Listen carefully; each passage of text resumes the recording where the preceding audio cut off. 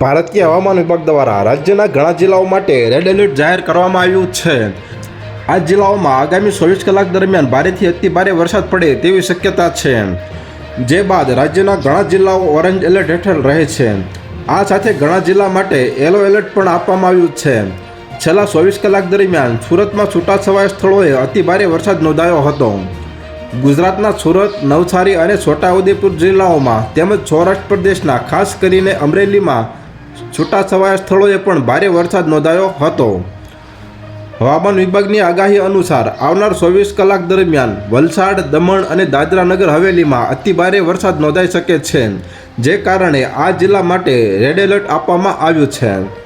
તો હાલ અત્યાર માટે આટલું જ મિત્રો। ફરી મળીએ નવી અપડેટ સાથે। તે પહેલાં વિડીયોને લાઇક કરી ગુજરાત ટોપ ન્યૂઝ ચેનલને સબસ્ક્રાઇબ કરી દેજો અને પાસે આવેલું બેલ આઇકન પણ દબાવી દેજો, જેથી તમને નવી નવી ખબરો મળતી રહે।